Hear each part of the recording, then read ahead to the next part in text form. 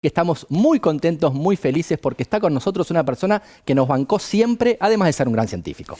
Esta vez no vino a hablar de cerebros, no vino a hablar de memoria, vino a hablar de una iniciativa increíble, Corona Consultas. Está con nosotros Fabricio Ballarini. Vamos, Fabricio, te aplaudimos. ¿Cómo andan? Fabri. Autoaplaudo. Muy bien. ¿Cómo están? Muy bien, Fabri acá, cuidándonos entre todos, manteniendo la distancia. Bien, lejos. Sí, lejos. Claro que sí. Aprendiendo a esta nueva normalidad que es muy loca. A mí me tiene como medio como asombrado, inmerso en esta nueva realidad, pero asombrado. La verdad que completamente surreal todo. Sí. Y en medio de esta surrealidad que vivimos, vos tuviste una iniciativa realmente interesantísima llamada, como dijo Euge, Corona Consultas. Sí, de la nada, o sea, realmente de la nada, lo que empecé a recibir eran muchas preguntas que tenían que ver con problemas coyunturales. O sea, ¿qué hago con la cuarentena? ¿Cómo me lavo las manos? Yo soy biólogo, tengo unas limitaciones enormes sobre un montón de temáticas.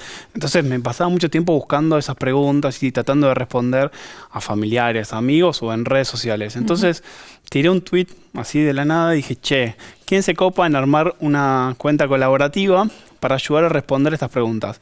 Se contactaron alrededor de 40 investigadores y médicos, personas que yo no conocía, o sea, que no tenía en el mapa ni nunca los había visto. Y de golpe armamos un chat de WhatsApp con esa gente. Y bueno, hoy son más o menos 20 personas de distintas áreas. O sea, hay gente de bromatología, hay lingüistas, hay médicos, hay gente que trabaja en cuestiones más moleculares, hay biólogos. O sea, que lo que intentamos hacer es responder preguntas de las personas, preguntas que tienen que ver con cosas quizás muy básicas, pero que si no se resuelven pueden ser un problema. O sea, que si no pueden encontrar algún tipo de respuesta, puede desencadenar un problema un poco más grande. Y Fabri, sabemos que también circula mucha información que es falsa y el rol de la comunicación de la ciencia es fundamental, ¿no? ¿Ustedes quisieron atacar ese problema? Sí, básicamente hay muchas noticias falsas o muchas noticias que quizás creo que los medios tradicionales no están acostumbrados a procesar. O sea, cómo leer un paper. Un paper no solamente es una comunicación científica, sino que tiene que tener un montón de condicionamientos. O sea, no es una noticia súper segura. Entonces, desde ese lugar tratamos de darle alguna vuelta de rosca a algunas noticias, poniendo un poco el freno y tratando de darle otras interpretaciones, o sea, diciendo, ojo, es hasta acá, mirá que lo que estás diciendo es bastante terrible, o no lo comuniques de esta manera, porque un paper es un paper. O sea, yo lo que estaba pensando es, si uno se pone a leer toda la bibliografía o todos los papers de una enfermedad determinada, o sea, X, cáncer en lo que sea, o sea, en un mes uno se deprime terriblemente, claro. Porque si empezamos a conocer mecanismos moleculares sobre el desarrollo de una enfermedad, te vas a poner mal. Entonces, ¿qué comunicar? ¿Cómo comunicarlo? Bueno, desde ese lugar tratamos de hacer un poco más ameno esta situación de cierta incertidumbre que tenemos todos. Claro. Sí, y el rol de los periodistas científicos también, ¿no? Porque la propia naturaleza de la noticia, lo que es noticioso, quizás no es exactamente el panorama completo. Por eso, hay muchos y muy buenos periodistas científicos como Nora Bar, que habla de lo que sabemos y lo que no sabemos de esta pandemia, por ejemplo. Sí, por ejemplo, o sea, salieron noticias que tenían que ver con cuánto tiempo estaba una partícula en el aire de coronavirus, que podía volar 3 horas y estar activa 3 horas. Animaciones sobre qué pasaba en un supermercado donde se veía una persona y atrás de la góndola todo un flujo de aire que iba. Bueno, eso realmente, o por ejemplo las predicciones, vamos a estar hasta el 2022. Yo recibí llamados de mi mamá diciendo, Fabricio, decime por favor que no voy a estar encerrada acá con mi abuela 2 años más porque, o sea, es imposible. Entonces digo, desde ese lugar hay que darle otras interpretaciones a los trabajos y hay que también colaborar con los medios y darle la posibilidad de decirle, ok, si necesitas un tipo de ayuda, o sea, nosotros estamos para eso. Me parece que es una de las vocaciones que muchísimos investigadores y profesionales tienen, que es ayudar con lo que podemos, y hoy podemos hacer esa transferencia de información que es sumamente necesaria. Somos fanáticos de tus lemas, porque ya te habíamos dicho, la última vez que viniste te dijimos, nos encanta el lema de Educando al Cerebro, que es más ciencia, más libertad. Sí. Y ahora tienen un lema que también está buenísimo. No sé, ¿se te ocurrió a vos también? Tu pregunta salva vidas. Esa sí la tiré. Ah, sos muy bueno. Sí, tiene que ver, fue una de las primeras, porque dije, ¿para qué? ¿Cómo enganchamos a la gente que se anime a preguntar? Porque a vos podés tener un montón de timidez en decir, estoy preguntando una pavada. Entonces, para que se suelten un poco más y que esa pavada pueda ayudar, digamos, o sea, date cuenta que si vos no lo preguntás, quizás es la duda de un montón de personas que los limita, o sea, los frena. Tiene que ver con el cuidado de las manos, cómo hacer con las verduras, con las frutas.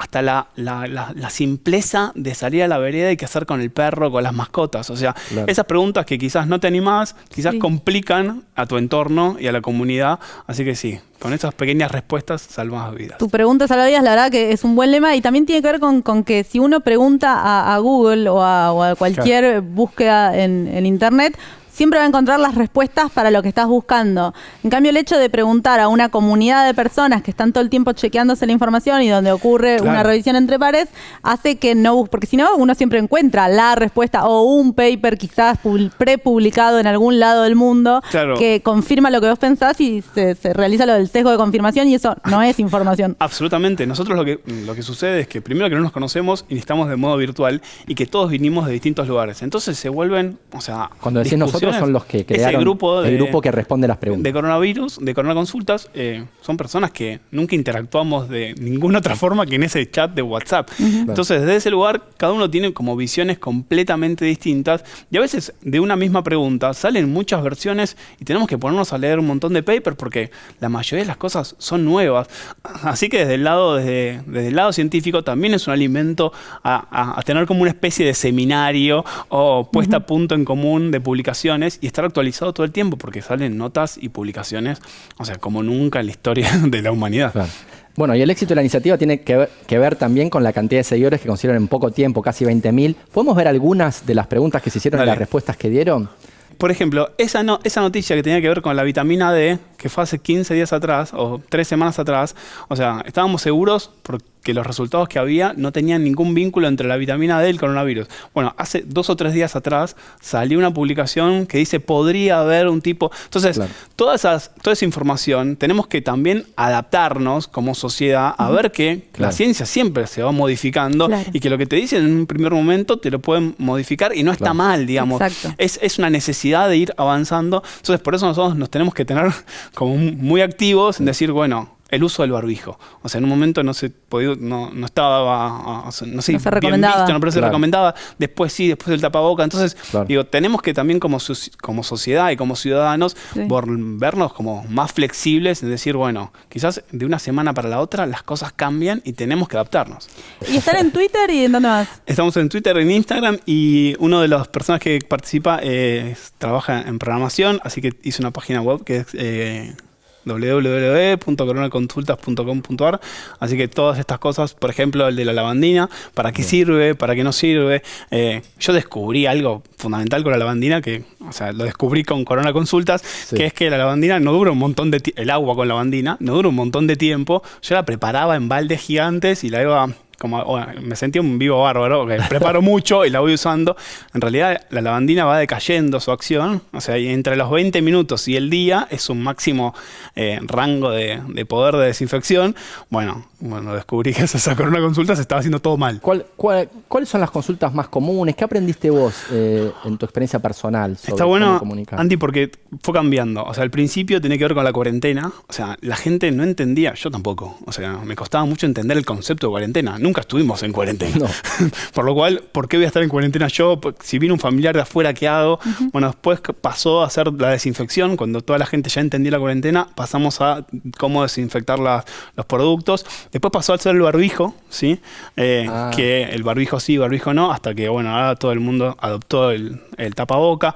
Cómo se usa, porque mucha gente lo usa mal, o sea, no incluyen a la nariz dentro del tapaboca. Y ahora, bueno, tiene que ver un poco con hasta cuándo, cosas que ya no podemos responder, que tiene que ver con hasta cuándo va a suceder esto, cómo son los temas, las vacunas, las pruebas de vacunas, las fechas. O sea, en la última etapa nos pasamos más tiempo desmintiendo cosas o tratando de reinterpretar algunas noticias que con cierto conocimiento, generar cierto conocimiento. Eso te da cierta tranquilidad porque quiere decir que por lo menos hay un montón de personas que ya adoptamos determinados costumbres que probablemente sean para muchos meses más, digamos.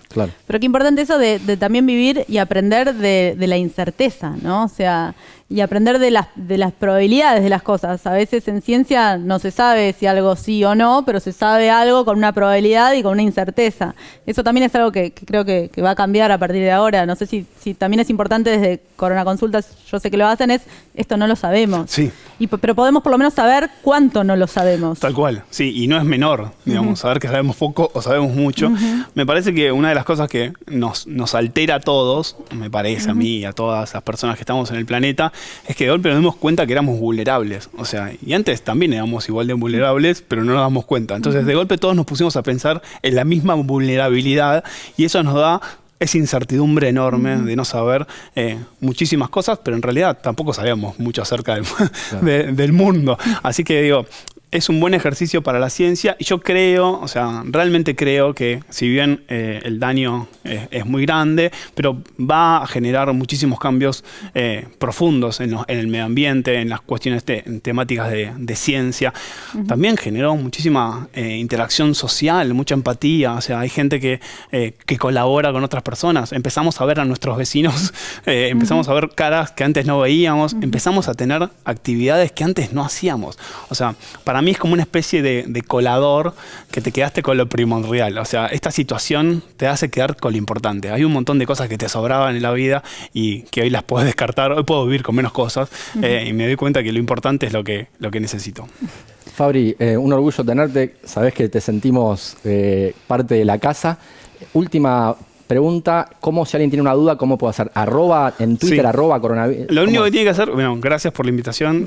Me pone re contento que me inviten siempre. Me gusta verlos, aunque estemos lejos. Me gusta verlos. Y lo que tienen que hacer simplemente es poner @consultas, @coronaconsultas en Twitter y poner la pregunta y inmediatamente nosotros la recibimos y en quizás minutos, dependiendo si es simple, horas o días, le respondemos o le mandamos una respuesta. Y las preguntas que son muy populosas o que mucha gente la hace, lo que hacemos es hacer estos flyers que agrupan un montón de información para que la gente, por lo menos, si no tiene ninguna consulta, vaya haciendo y vaya compartiendo en sus grupos de WhatsApp qué hacer con la lavandina, qué hacer con las verduras, qué hacer con las frutas, qué hacer con el perro, y lo pueda hacer de manera gráfica y simple. Fabri, mil gracias. Te agradecemos a vos y a todos los que hacen Corona Consultas. Y nosotros nos vamos a un corte y enseguida volvemos con más La Liga de la Ciencia. Es nano, es mega, la liga de la ciencia es alfa, es beta.